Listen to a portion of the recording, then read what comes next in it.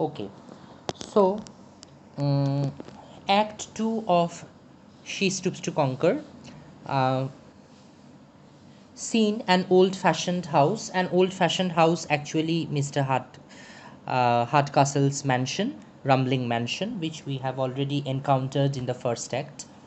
Enter Hardcastle, followed by three or four awkward servants. Okay, so the very word awkward servants that actually introduces us to the comicality of the scene, because the servants are expected to be deformed in their appearance, okay, or they must be dressed grotesquely, okay. So enter Hardcastle, followed by three or four awkward servants. Hardcastle says, "Well, I hope you are perfect in the table exercise I have been teaching you these 3 days." Okay, so Hardcastle has been teaching table exercises, table etiquettes, and table manners to the servants for welcoming Marlowe. Okay, so for the last 3 days, please take note of the last 3 days. Okay, so you all know your posts and your places, so you are all familiar with your posts and places and can show that you have been used to good company. Okay, so here actually we are introduced to the theme of appearance and reality. Okay, appearance and reality. So you have to show, Hardcastle's underlines that they have to show to the guests that they have been used to good company, which they were not actually, without even stirring from home. So, Mr. Hardcastle is of the opinion that you can actually advance yourself or progress yourself in the manners of the society even without moving out of the house, or even without going to London and adopting the lifestyle of the city. Okay, so even without stirring from home, even without moving out from home, even staying in the countryside in the old rumbling mansion, they have been acquainted with the perfect table manners and etiquette. Okay.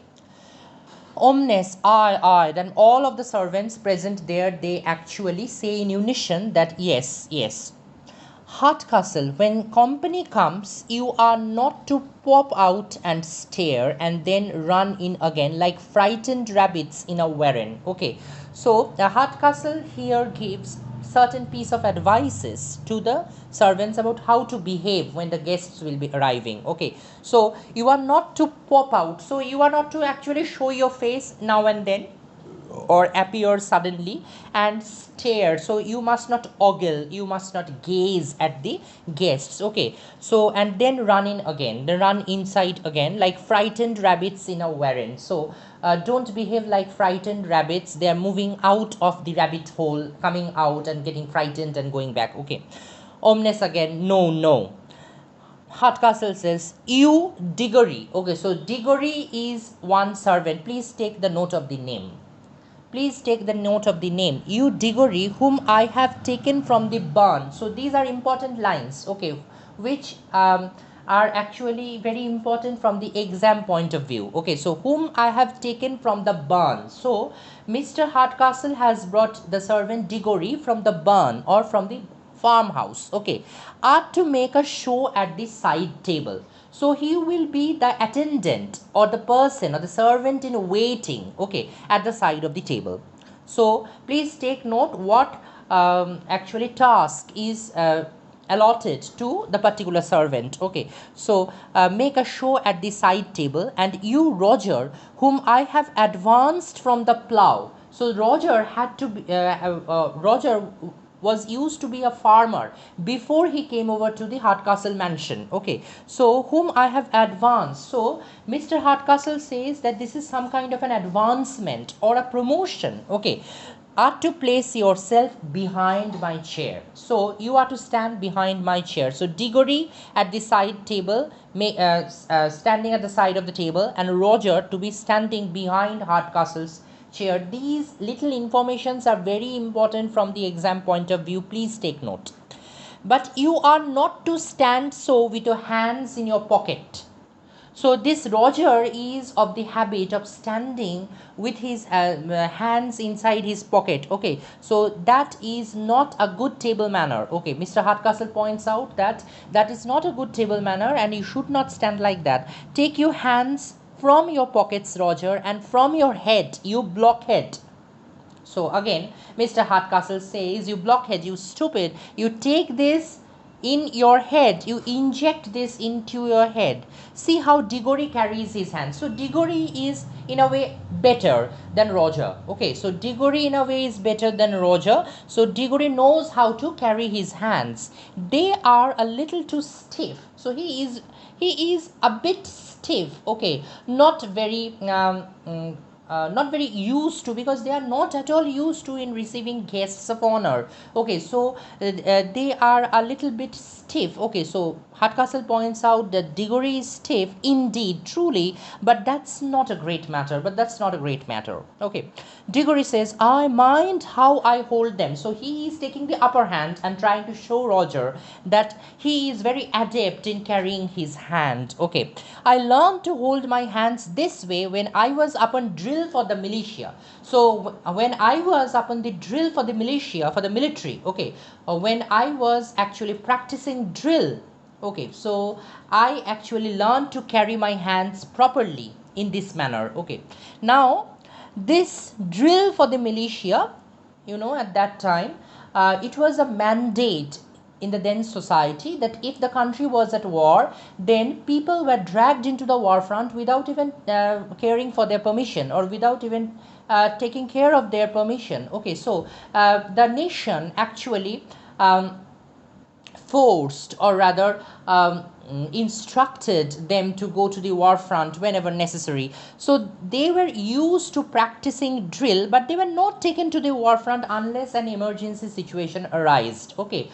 so this Diggory never went to the war front, but he actually is putting up an appearance or affectation that he is so very familiar with the war front and so very adept in carrying his hand, which he has learned from the drill for the militia.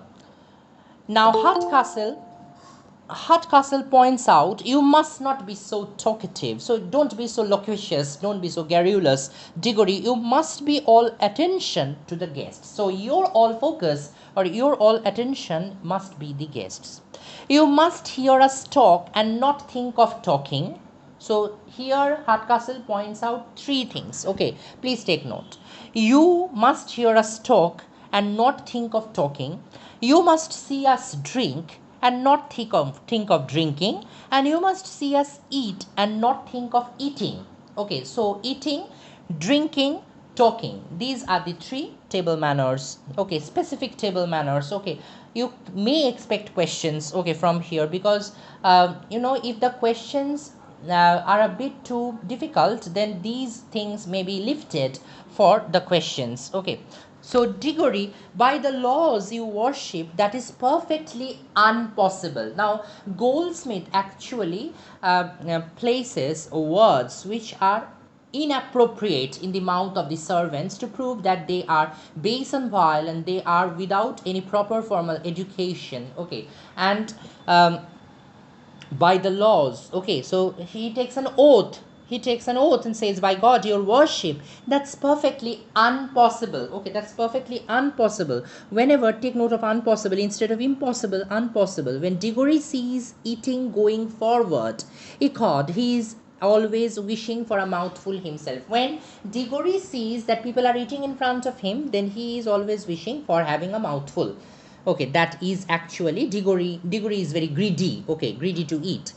Hardcastle says, blockhead, is not a bellyful in the kitchen as good as a bellyful in the parlor? Stay your stomach with that reflection. So here Hardcastle points out that Diggory is in the habit of actually eating while cooking was going on in the kitchen. Okay, so he used to eat. He actually filled his tummy or filled his stomach with lots of food already when they were being prepared in the kitchen. So Hardcastle actually sarcastically remarks that, isn't that enough for you? Isn't that sufficient for you that you are actually making your tummy full in the kitchen and also thinking about eating when you are coming in the parlor?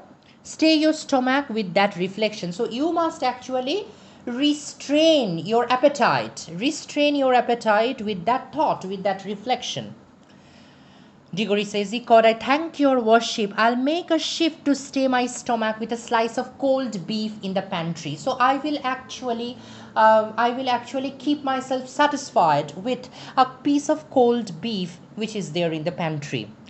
Now again, Hardcastle is actually calling Diggory talkative. Okay, but Hardcastle is only asking questions to which Diggory is answering. Diggory, you are too talkative. Then if I happen to say a good thing or tell a good story at the table, you must not all burst out a laughing. So these are all actually the hallmarks of refinement, of refined mannerism. So you must restrain your laughter. So you must indulge in a very mild smile, okay, at the table. So you must restrain your laughter. So even if I tell you a good humorous story, or even if I tell the guests a good humorous story in the at the table, you must not burst out laughing as if you made part of the company. Okay, so you must actually behave as if you are a part of the company. Diggory says, then accord your worship, you must not tell the story of old grouse in the gun room. So this is actually an example of various old stories to which Mr. Hardcastle was indulgent at the table. Okay, so evidently it's an humorous story of a military officer, okay, old grouse in the gun room. So he was in the habit of repeating these stories again and again and making them laugh. And Diggory says, you must not actually say that story in front of the guests, because I would not help myself laughing if you tell the story. I can't help laughing at that. Hey, hey, hey, hey. For the soul of me, I have laughed at these for 20 years. Please underline. These same old story has been repeated over again and again for the last 20 years. Okay, according to Diggory. Okay, this may be an exaggeration, but still, the very information is very important from the exam point of view. Okay.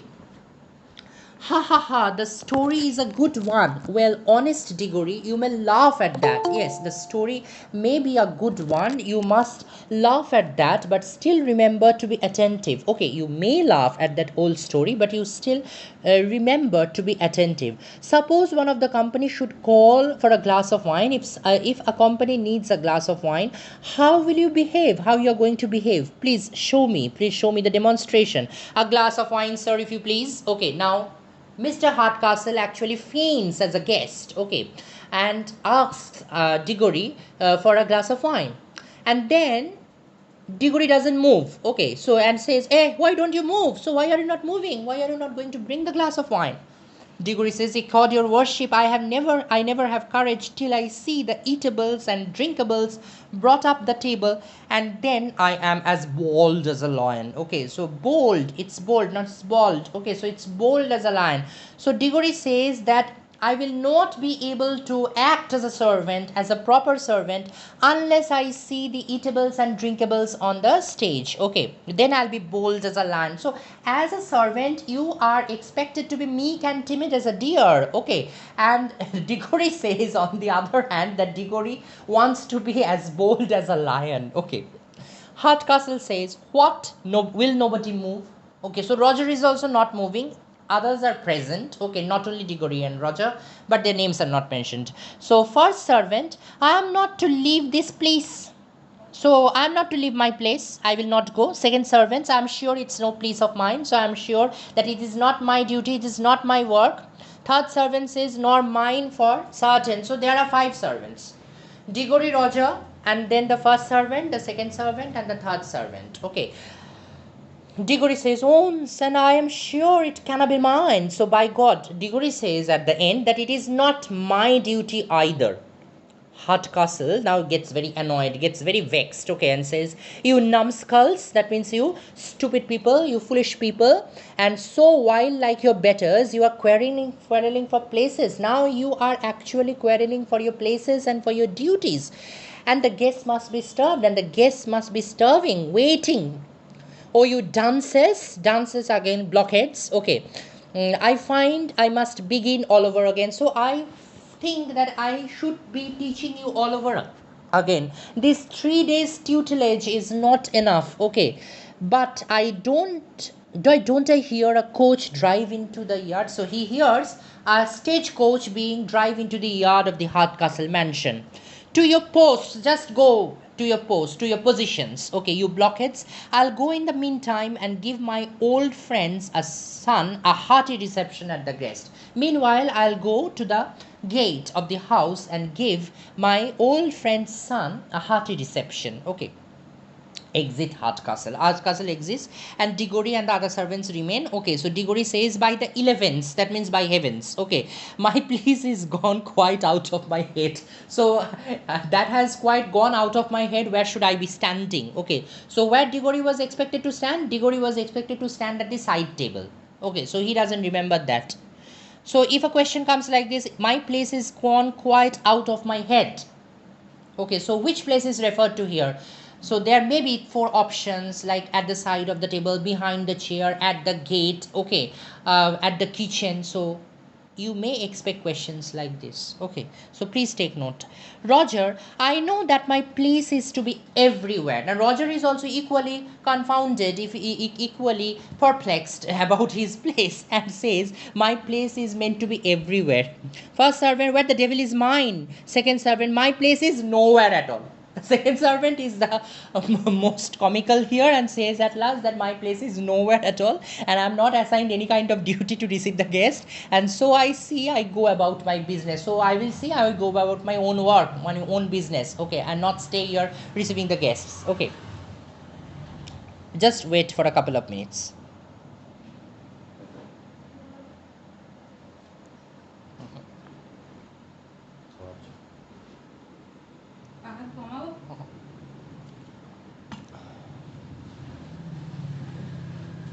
ওই গ্যাসের পাশে একটা tomato আর দুটো লঙ্কা আছে, একটু ইয়ে হয়ে গেছে, ওগুলো যদি ব্যবহার করা যায় করবে, নাহলে ফ্রিজে সব আছে। আদৌ কি ইটেবল হয়েছে ওটা?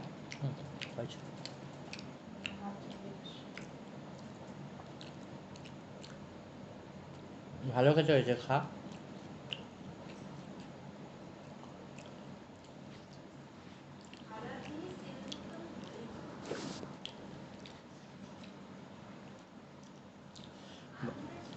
বাঁধাকপি পকোড়াটা আমার খুব ফেভারিট, ছোটোবেলায় মা খুব করে দিত।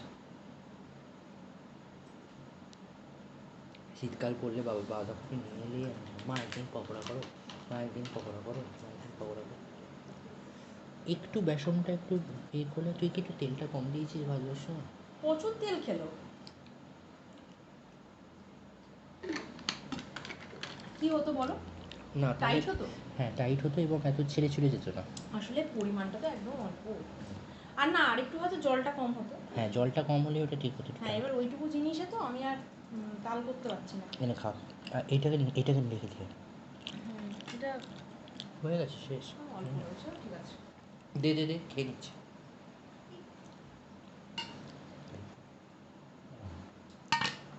দেখতে পাই। Okay, I continue. So, exuberant servants running about as if frightened in different ways, in different directions. Enter servant with candles showing in Marlowe and Hastings. So, another servant comes to the stage with candles in his hand, showing in Marlowe and Hastings. And Marlowe and Hastings enter the stage. Okay. Servant, welcome, gentlemen, very welcome, this way. So come this way. Hastings, after the disappointments of the day, welcome once more Charles to the comforts of a clean room and a good fire. So they must be facing many difficulties and disappointments throughout the day coming over here. So after all the difficulties, they are finally here. So Hastings only welcomes Charles, saying, to the comforts of a clean room and a good fire. So, upon my word, a very well looking house. So Hastings has an instant liking for the old rumbling mansion. Antique but creditable. Okay, so antique but creditable. So this is a place where you can rely and stay. It's very reliable. Marlowe says, the usual fate of a large mansion. So this is the usual fate of a large mansion. Why he says this? Because they are thinking this to be an inn. They are thinking this to be an inn. Having first ruined the master by good housekeeping, it at last comes to levy contributions as an inn. So Marlowe points out a very important reason which actually reflects the situation of the contemporary times. Okay, so he says that this often happens with large houses. Okay, this often happens with large houses. What?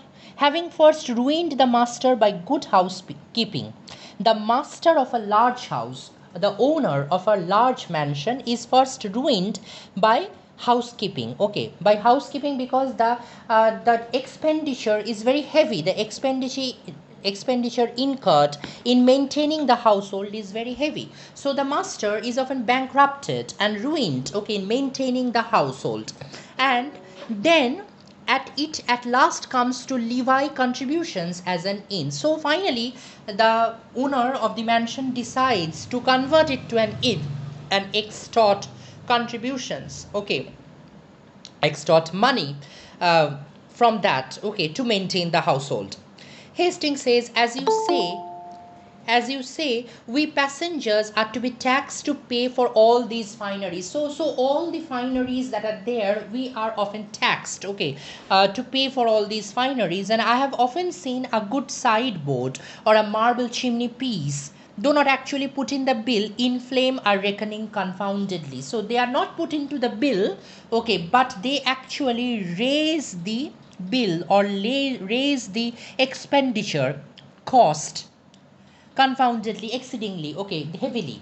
Got it? So all these kinds of fineries and luxuries that you enjoy in these kind of antique mansions, often comes with a heavy price. Okay, now Marlowe says travelers George must pay in all places. So Marlowe says to George Hastings, the travelers must pay in all places. Okay, travelers like us will have to pay in all places. Okay, the only difference is that in good inns you pay dearly for luxuries.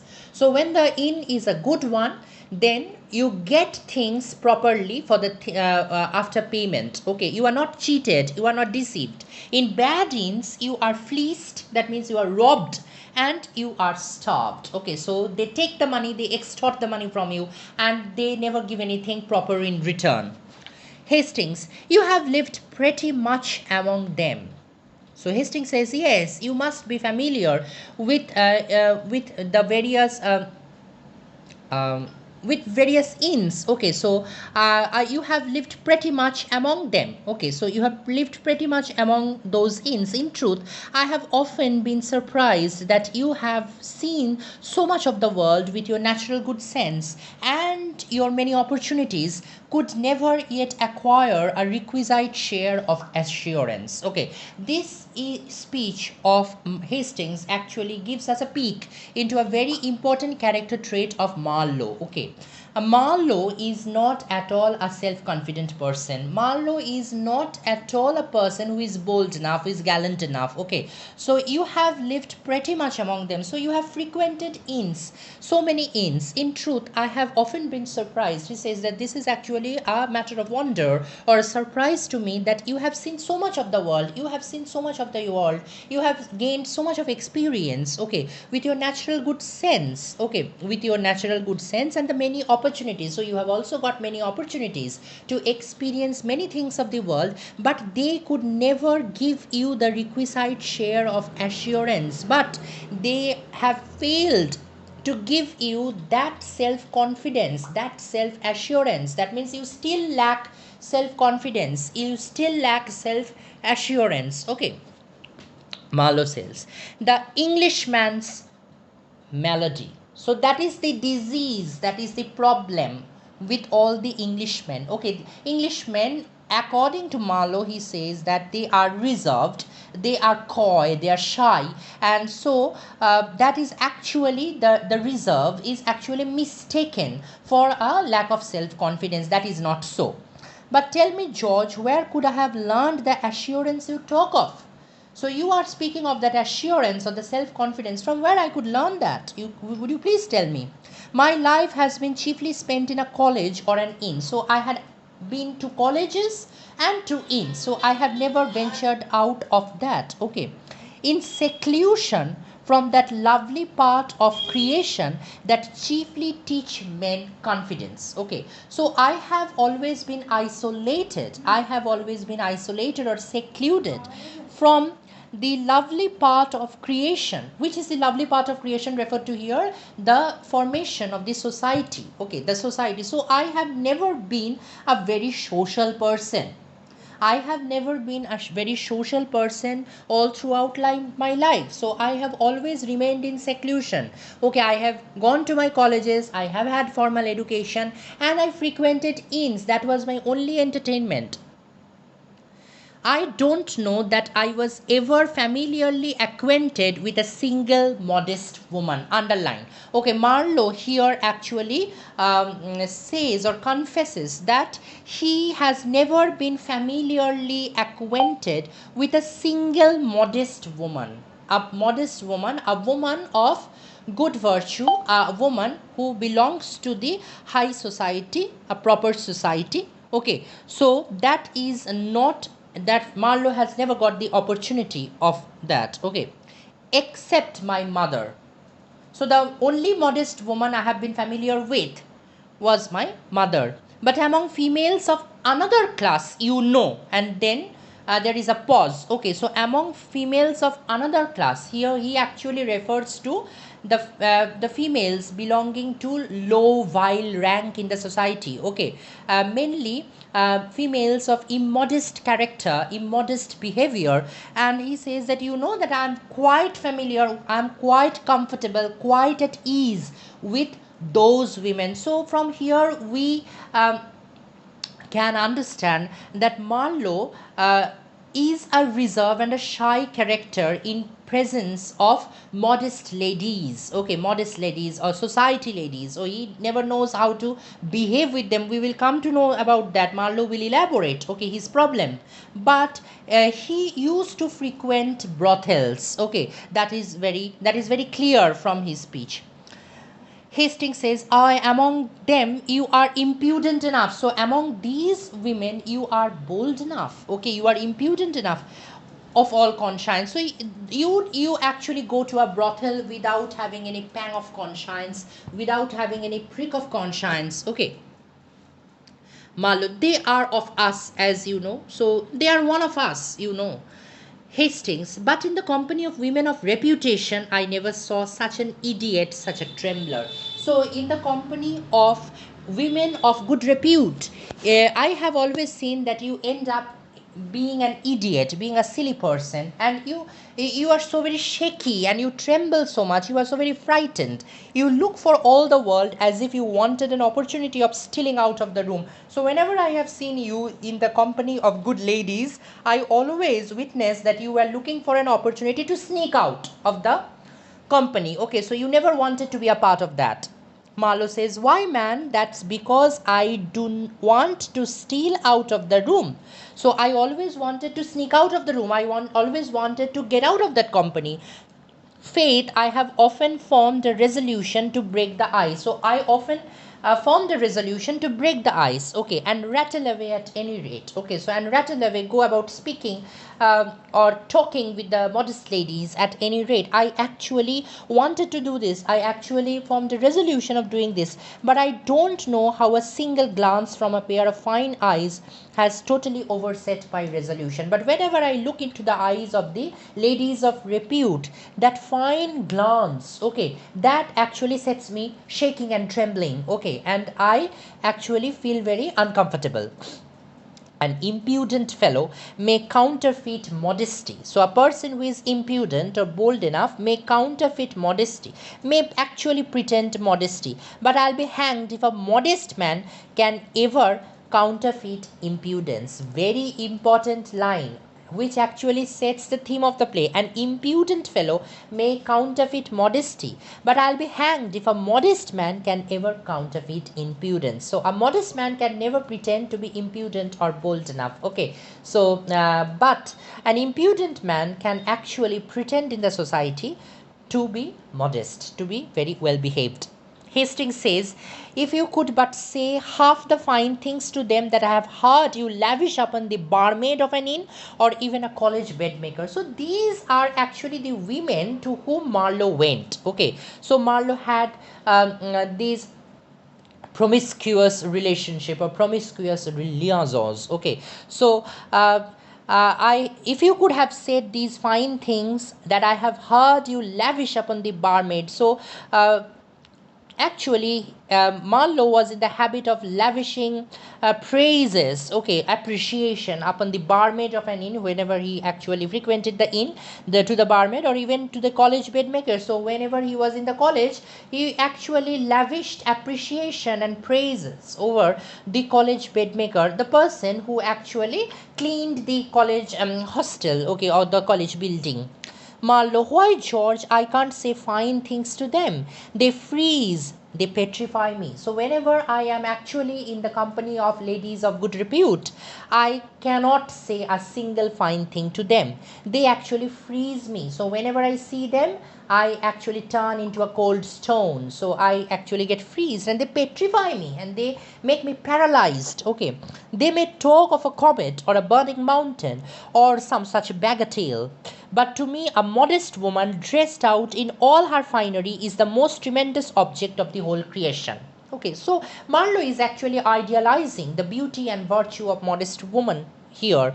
Okay, so they may talk of a comet, so they may go on blabbering about many things, okay, a comet or a burning mountain or some such bagatelle or some such trivial matter, okay, but to me a modest woman dressed out in all her finery, so these things are important. Okay, so Marlowe is the one who actually thinks that ladies who are dressed in fine dresses, they are actually, or fine attire, they are actually the women of modest, okay, is the most tremendous object of the whole creation, is the most wonderful object of God, okay, which created by God.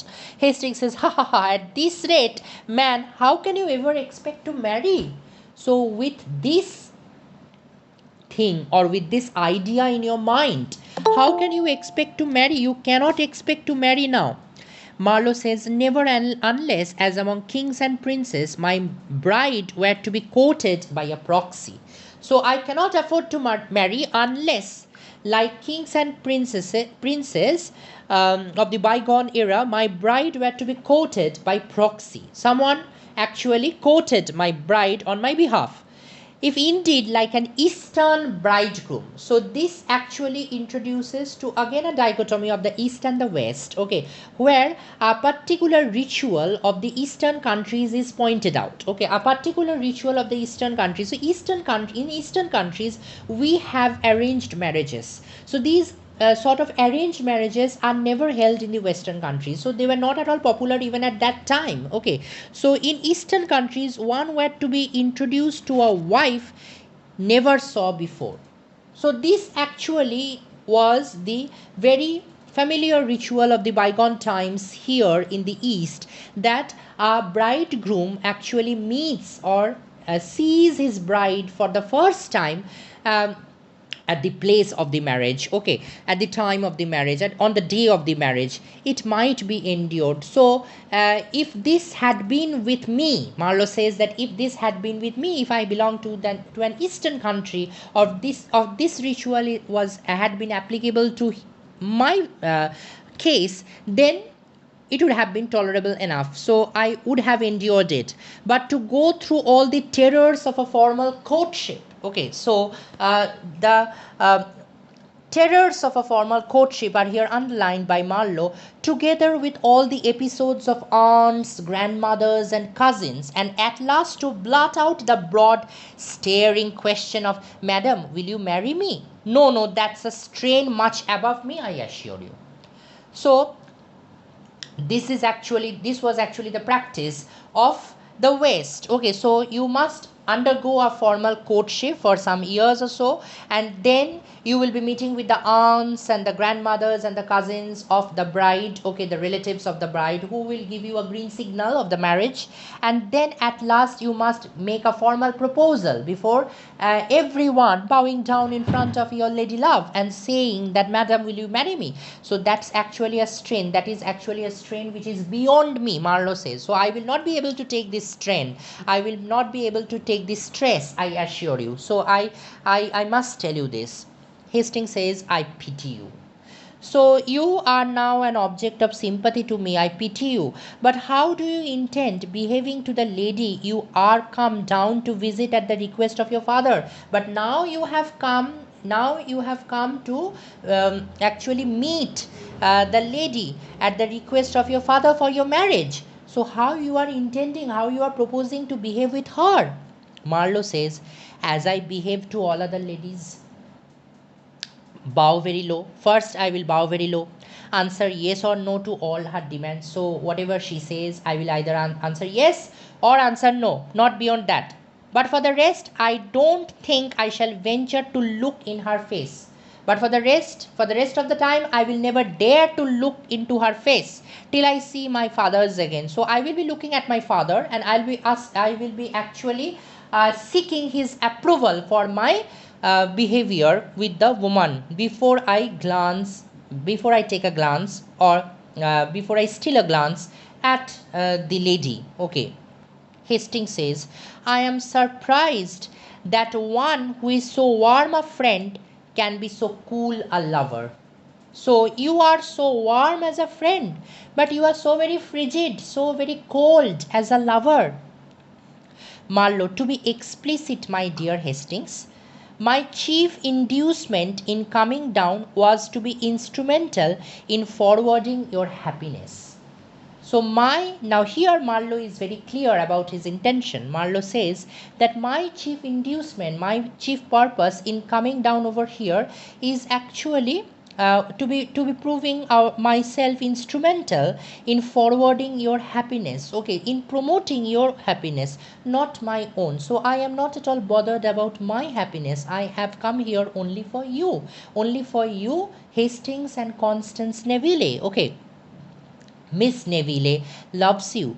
The family don't know you. Miss Neville loves you, and the family is not familiar with you. As my friend, you are sure of a warm reception.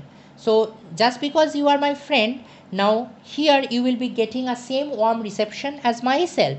And let honor do the rest. That means let your good sense and let your honor do the rest. Okay, so your marriage may get an approval here. Hastings says, my dear Marlowe, but I'll suppress the emotion. I will suppress my emotion of gratitude, okay, for the present time.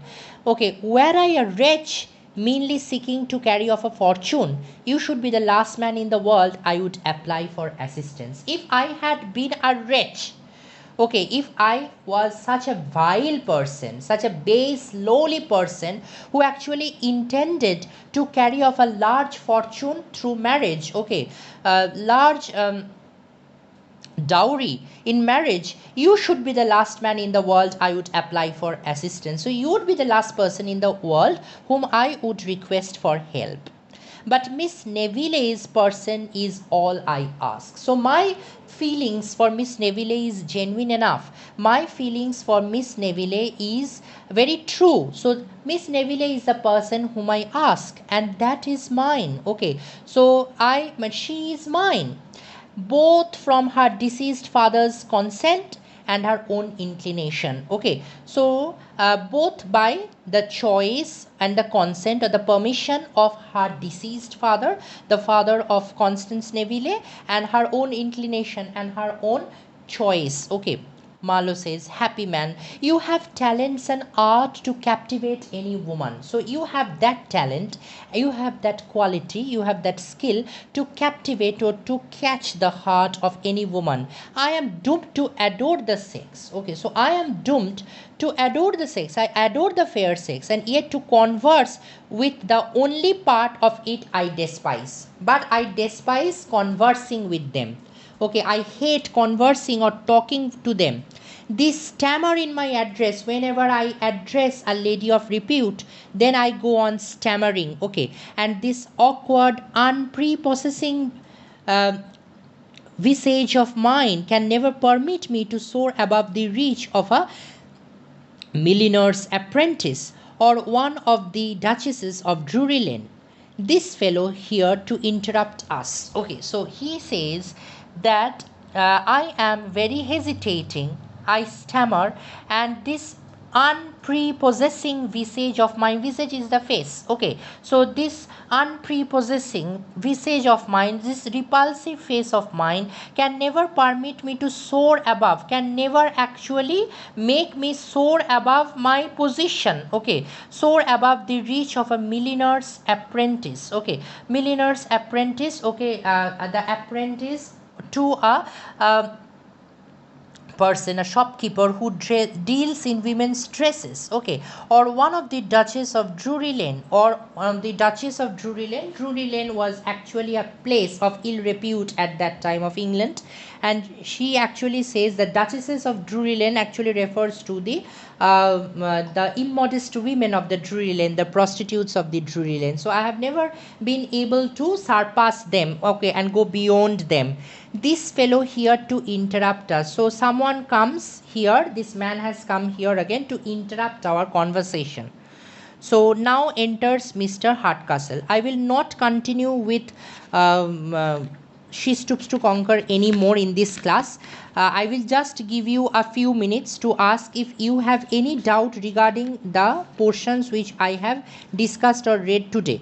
So okay, I will give you 2-3 minutes, and then I will be going over to a very short introduction about George Bernard Shaw's Freedom. I will start directly with the text. I will skip the introduction to formal introduction to Bernard Shaw, which I will be giving in the next class. We will straight away begin with the text today.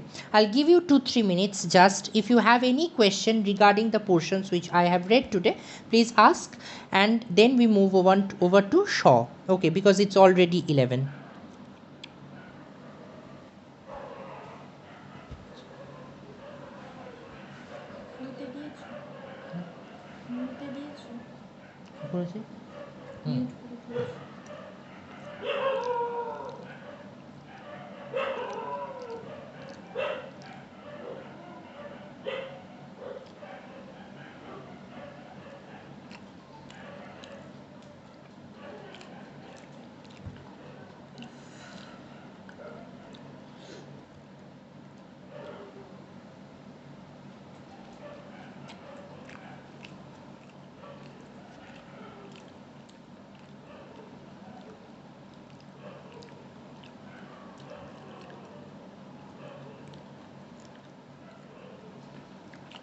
এখন George Bernard show হবে।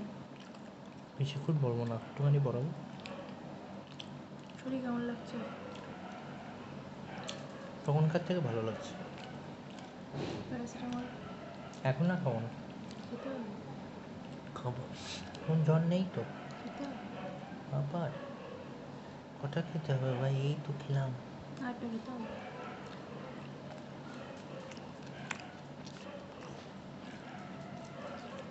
So no one has no question. না, এখানে question থাকার কথা না। আবার কি question করবো?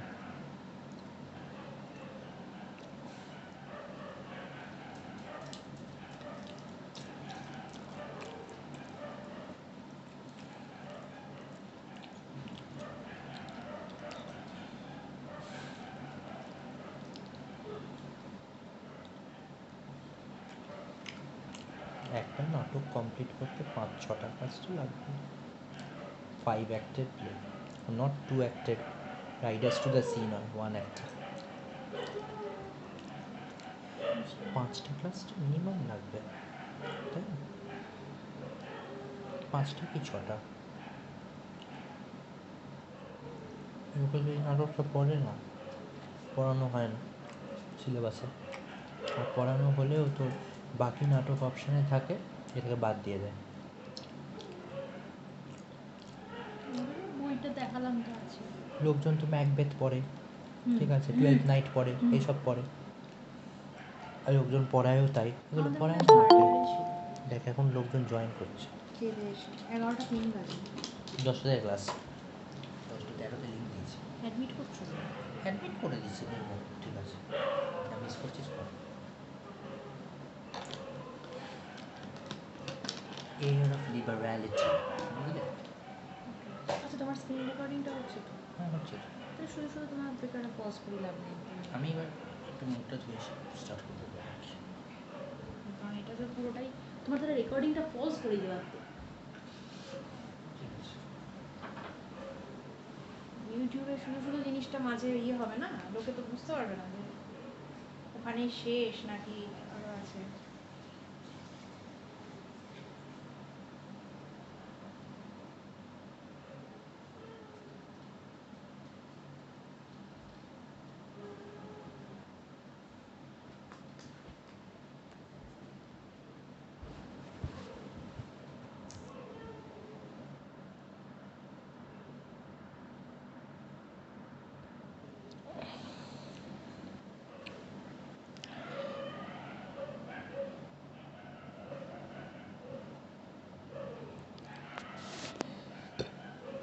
ওকে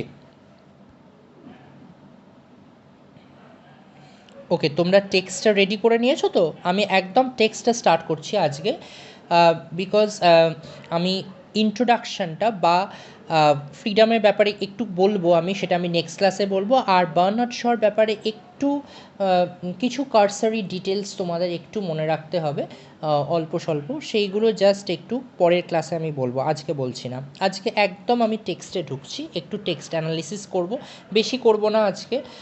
তো সেটার পরে আমার একদম নেক্সট ক্লাসেই কিন্তু আমি বাকি টেক্সটটা শেষ করব শয়ের, আর তার সাথে আমি পুরো একদম মানে কোন কোন জায়গাগুলো পড়তে হবে সেগুলো তো আজকেই বলে দেবো। একটু শয়ের ব্যাপারে যা কিছু তোমাদের একটু যতটুকু নোট করার দরকার ফর দিস এক্সামিনেশন সেগুলো বলে দেবো। Okay, I move on to the text. একদম আজকে টেক্সটটা স্টার্ট করছি, আমি কোনো ইন্ট্রোডাকশন দিচ্ছি না, পুরো টেক্সটটা একদম শুরু করছি, ঠিক আছে? ম্যাক্সিমাম জনের এই ফ্রিডম এসেটা পড়া থাকে না, তো কিন্তু এই এসেটা ভীষণই সুন্দর, ভীষণই ভালো। তো আমি পড়ছি, তোমরা ম্যাক্সিমামটাই নিজেরাই বুঝতে পারবে, কিছু কিছু জায়গা যেখানটা বুঝতে মানে একটু অসুবিধা হবে আমি বলে দেবো, কোনো অসুবিধা নেই। So what is perfectly a free person? So Shaw actually begins his essay. This was actually a radio talk. Okay, this was actually a radio talk. এগুলোর ব্যাপারে আমি পরের দিনকে বলবো। তো Shaw actually begins his speech by saying, what is perfectly a free person?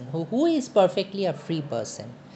Evidently, a person who can do what he likes, when he likes, and where he likes, or do nothing at all if he prefers at all. So, evidently, it actually it is evident that a person who can do whatever he likes and who can do whatever he likes at the time he desires, okay, when he likes and where he likes, the place, or do nothing at all if he prefers it. So if he prefers, he may do nothing. We actually call that person to be a perfectly free person. And Shaw actually goes on to say that this is actually an elaborate sham, okay, a sham ideal, a fake ideal. Well, there is no such person. So, there is no such person in the world who is perfectly free or who is absolutely free. And there can be any such person, never can be any such person. So in future there cannot be any person who can be called perfectly free. So this idea, this concept is very utopian, okay, and hence is not possible. Whether we like it or not, we must all sleep for 1/3 of our lifetime, okay. So whether we like it or not, we must sleep for 1/3 of our lifetime. Underline, we must sleep for 1/3 time, okay.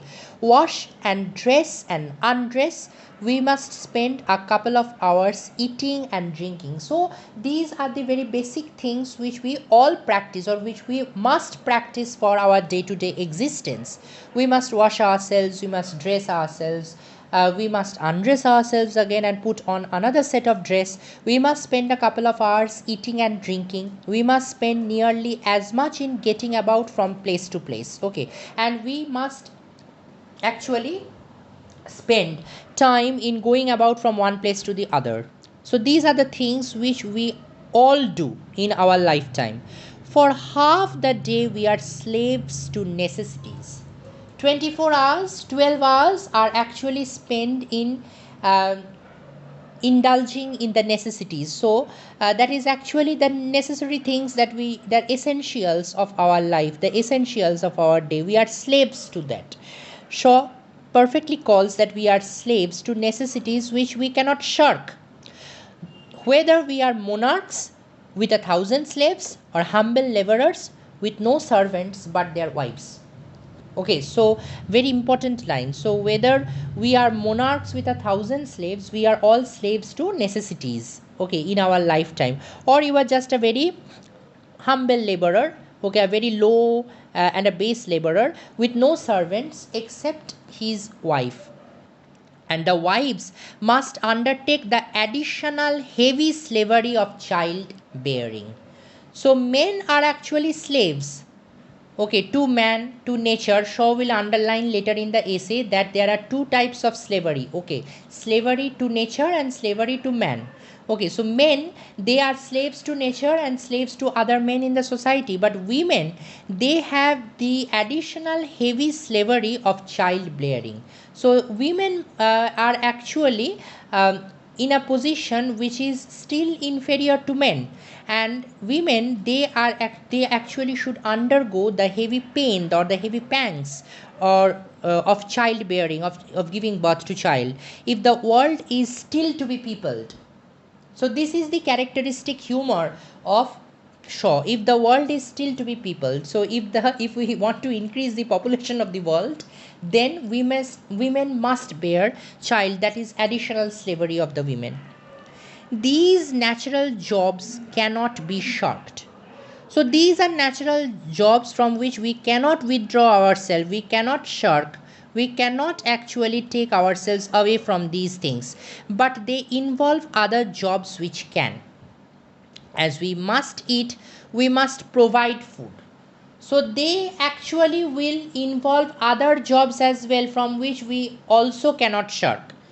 Okay, so if we need to eat, we must provide ourselves food, and for that we need to work. As we must sleep, we must have beds. So if we want to sleep, we need to make our beds. And bedding in houses with fireplaces and coals, we have to arrange for the fireplace to keep ourselves warm and coals for that. As we must walk through the streets, we must have clothes to cover our nakedness. So whenever we will be walking along the streets, we must take care in covering our nakedness, and for that we need to earn money, and for that we need to buy dress. Now food, house and clothes can be produced by human labor. So these very three essential things in our existence, in our very existence, can be produced by human labor. Okay, but when they are produced, they can be stolen. But they can also be stolen. Even if you can produce them, they can also be stolen or taken away from you. He gives a very good comparison over here. If you like honey, you can let the bees produce it by their labor. So the bees, they actually produce honey by their labor, and we just actually take the honey from the um, beehive and then steal it from them. We steal the honey from them. If you are too lazy to get about from place to place on your own legs, so if you are so very lazy, having a very sloth like nature to move about from one place to the other, then you can place on your own legs, you can make a slave of a horse. So you can make the horse a slave and carry you, force it to carry you. And what you do to a horse or a bee, you can also do to a man or a woman or a child. So whatever we can do to a horse or a bee, we can also do it to any man or a woman or a child of an inferior position, of an inferior status. If you can get the upper hand of them by force, or fraud or trickery of any sort. So we actually gain the superior position, or we take the upper hand by the things which are mentioned by Shaw here are by force. Number one, by force, then by fraud or trickery. Okay, by deceiving them or by forcing them. Please take note, please underline. Okay, or even by teaching them that it is their religious duty to sacrifice their freedom to yours, or by making them think, or by teaching them that it is their duty, it is their pious duty, it is their religious duty to sacrifice their freedom to yours. So they must be sacrificing their freedom to yours. So you should make them believe that you actually hold a higher superior position in the society with respect to them. So they even by their own volition, by their own choice, submit to you and work for you. Okay, and they actually sacrifice their freedom to yours. So beware. So you should be aware. If you allow any person or class of persons to get the upper hand of you, so if you allow any person, a single person, a single individual, or a class of person, here actually he refers to the class, the upper class, okay, to get the upper hand of you, he will shift all that part of his slavery to nature that can be shifted onto your shoulders. So he will shift all his slavery to nature to your shoulders. A perfect example is that we keep maids in our houses. Okay, we keep maids in our houses. Those work which are assigned to them, they are actually our work. We need to clean our clothes, we need to keep our rooms clean and tidy, we need to make our own food, but we are actually forcing them or tricking them or making them think that it is their duty to do so, and in turn we are paying them a couple of a handful of money. Okay, but there also we actually deceive them or cheat them or exploit them. So we'll point this out. Okay, so that can be shifted on to your shoulders, and now you will find yourself working from 8 to 14 hours a day. So if someone actually forces you to do this, you will find yourself working from 8 to 14 hours a day. Please underline 8 to 14 hours a day. If you had only yourself and your family to provide for you could do it quite comfortably in half the time or less. So if you only need to do those work for yourself and your family, you may end up doing that for only half of the time, half of 8 or 14 hours. But when you are actually working under some person who is forcing you to do this, who is actually making you think that you must do this to provide yourself, then you are spending so much of time in working. Okay, in working, and you are not getting time for relaxation or for rest. Okay, so the object of all honest governments should be to prevent your being imposed on this way. So this labor is actually conferred upon you, imposed upon you, okay, forced upon you. So Shaw actually says that governments which are honest to do the welfare of the people and not only to think about their own profit, they must actually they must actually prevent this kind of imposition or force on any man. But the object of most actual governments, so the ideal and now comes the real. Okay, the ideal Shaw has mentioned now, and now comes the real. So the object of most actual governments, I regret to say, is exactly the opposite, is just the opposite, is exactly the opposite of what it should be. They enforce your slavery and call it freedom. So they are enforcing slavery upon you and they are calling it freedom. Okay, but they also regulate your slavery, but your slavery, they also regulate that your slavery, you will not go on actually doing slavish work all throughout the time, keeping the greed of your masters within certain bounds. They also keep a check on the greed of the masters. When chattel slavery of the Negro sort costs more than wage slavery, they abolish chattel slavery and make you free to choose between one employment or one master and another. And this they call a glorious triumph of freedom. Okay, though for you it is merely the key of the street. When you complain, they promise that in future you shall govern the country for yourself. So if you complain, so they will say that you shall be governing the country for yourself. So you must do this. They redeem this promise by giving you a vote. So they actually redeem this promise by actually taking you or by making you participate in the process of vote and having a general election every 5 years or so. So every 5 years or so they will conduct a general election to which you will participate. Okay, you will not actually be nominated, but you will be a part of the election. Okay, at the election, two of the rich friends of the people who exploit you, they ask for your vote. They actually go or asking for your vote, and you are free to choose which of them you will vote for the spite the other for to spite the other. So to defeat the other, to spite the other, you are free to choose whom to vote, a choice which leaves you no freer than you were before. So that choice which you make at the time of election, that actually never makes your status good or makes your status better or improves your position in the society. You remain the same as you were before, but it does not reduce the hours of your labor by a single minute. So it does not refuse the hours of your labor for a single minute.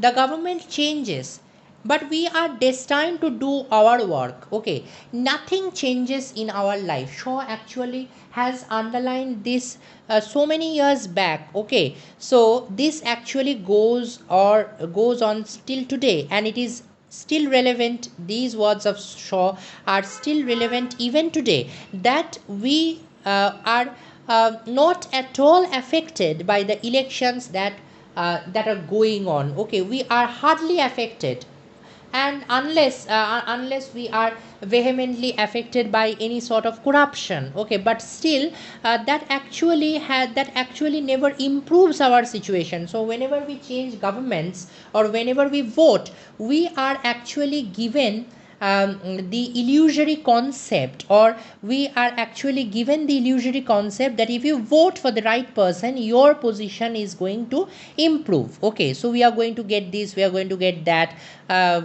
things will be abolished, things will be better, things will turn for a better course. But are those things relevant or valid? Shaw questions. Perhaps not. Okay, because that does not improve our situation, that does not better our situation. Our hours of labor does not get reduced for a single minute, but the newspapers assure you that your vote has decided the election. But the newspapers, the media, the media is so very lopsided. The media is so very lopsided, Shaw says, that they will always try to paint a rosy picture of the democracy. Okay, that is, you are so very important as an individual in a democratic country. Your single vote is deciding the future of the future representatives in the election. But do they really matter? No, perhaps no. Okay. But the newspapers assure you that your vote has decided the election and that this constitutes you a free citizen in a democratic country. So, if you are a responsible and a free citizen in a democratic country, you have the right to vote. And that vote actually is the very essence of democracy. Okay, it is by the people and for the people. Okay, so for the people, you are only for yourself, you are actually electing the representative. Okay, for your own welfare, for your own good. Okay, so that is the very idea of democracy, which is enshrined by the newspapers, which is enshrined by the media. And this is very illusory, this is an elaborate sham, this is fake. Okay, Shaw says. The amazing thing about it is that you are fool enough to believe them.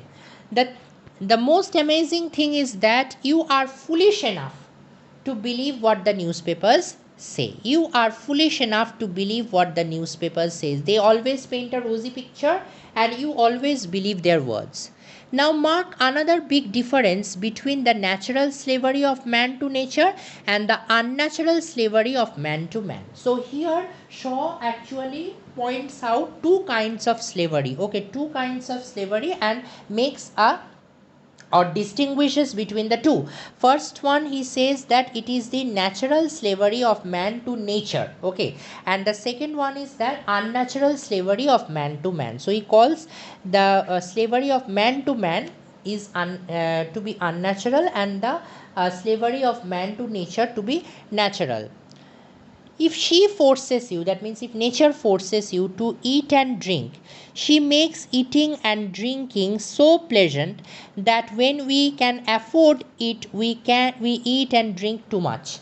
So whenever nature is actually making us eat or drink, okay, that those things, drinking, eating, sleeping, they are very pleasant to us. So when we can afford to it, so if we can earn a good amount, or if we can support our own livelihood, so that we can eat properly and drink properly and sleep, okay, so that makes us so very overindulgent to them because they are so very pleasurable.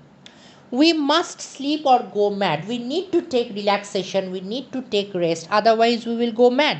But then sleep is so pleasant, but then sleep is so very heavenly, so very pleasant, that we have great difficulty in getting up in the morning. That next morning we have great difficulty in getting up. So according to Shaw, this is a slavery to nature. When you are sleeping, you are actually being slavish to nature, but you are actually enjoying the slavery.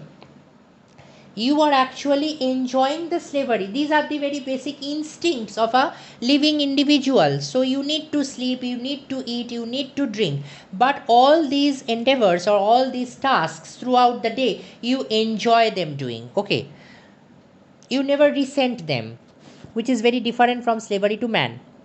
We must sleep or go mad, but then sleep is so pleasant that we have a great difficulty in getting up in the morning.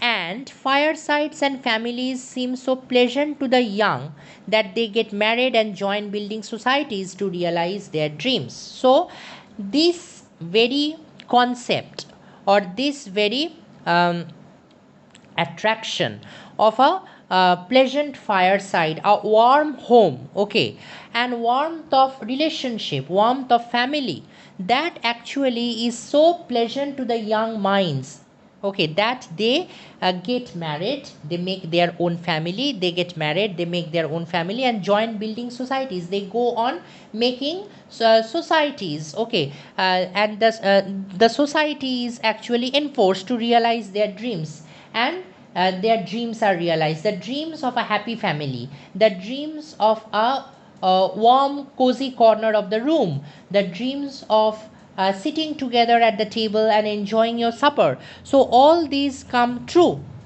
and thus, instead of resenting our natural wants, so these are all our natural wants, which our natural demands, our natural instincts. But Shaw actually calls them slavery to nature. But we take the greatest pleasure in their satisfaction. So, whenever we are satisfied, whenever we make a family, whenever we actually eat to our mouthful, and whenever we actually sleep for a proper length of a time or a proper span of a time, so that we get refreshed in the morning, we actually take the greatest pleasure in the fulfillment or the satisfaction of all these basic needs. We write sentimental songs in praise of them. So in praise of marriage, in praise of home, in praise of family, okay, we compose sentimental songs, so they are always held in high esteem. A tramp can earn his supper by singing Home Sweet Home. So a tramp can actually earn money for his supper by singing the song Home Sweet Home. Okay, the slavery of man to man is the very opposite of this. But the slavery of man to man is just the opposite of the slavery of man to nature. It is hateful to the body and to the spirit. So, heart and soul, You hate that. You hate slavery to a man. Our poets do not praise it. Our poets have always praised family making, marriage, and everything, all the basic needs. Okay, they are praised by the poets, but the poets, they have never praised man to man slavery. They proclaim that no man is good enough to be another man's master.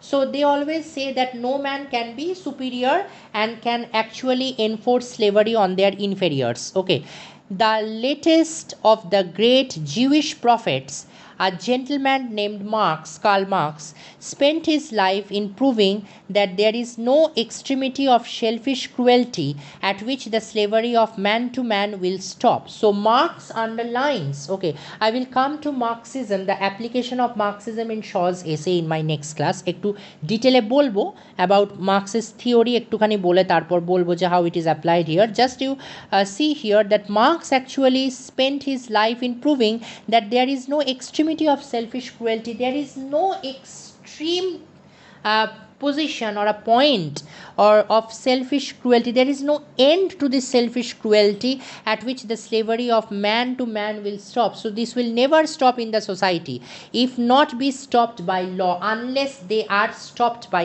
law. Okay, you can see for yourself that it produces a state of continual civil war.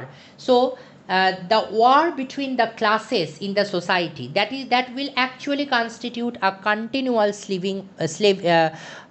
war, okay, civil war in a country, called the class war, called actually the class war between the slaves and their masters. The slave and the master, they are always in actually a position of struggle, in actually at loggerheads with one another, because a slave actually is inferior to the master. A master actually hates the slave and forces him to do the work. A slave actually resents the master, hates the master the most, but is forced to work for him. And again, when this slave will become the master, he will do the same thing with his slave. So this is a vicious cycle which goes on. This is a vicious cycle which has no end. So when the master becomes the slave, this is the master slave dialectic. Okay, when the master becomes the slave, he enforces the same thing on his slave. Okay, he exploits his slave in the same way as he had been exploited, okay, tortured. So this goes on. This is a vicious circle. Unless this kind of slavery is stopped by law, this goes on.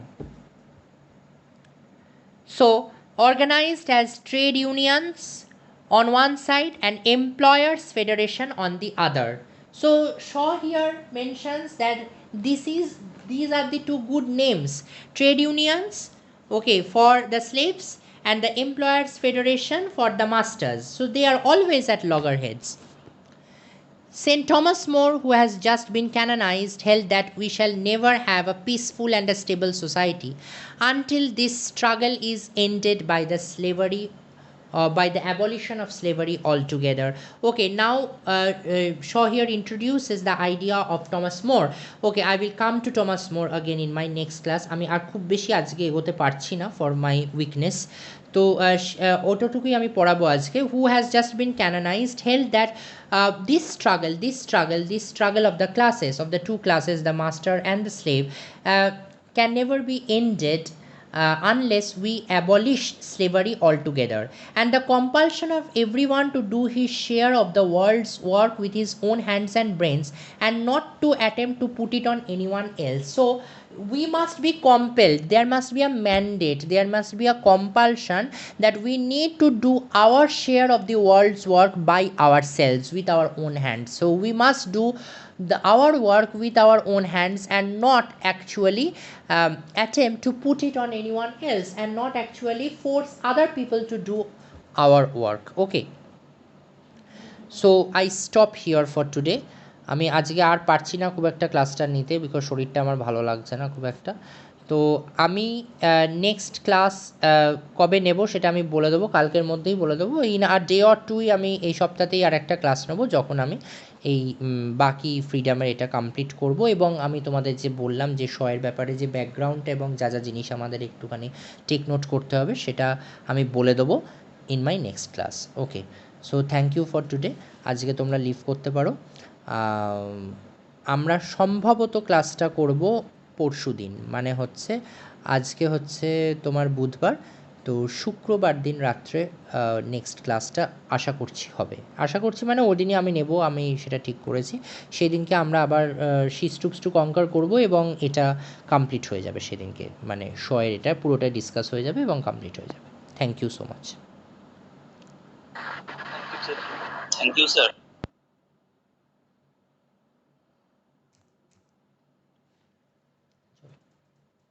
ঠান্ডা লাগছে? ঠান্ডা লাগছে, ঠিক আছে, আর বকতে পারছি না।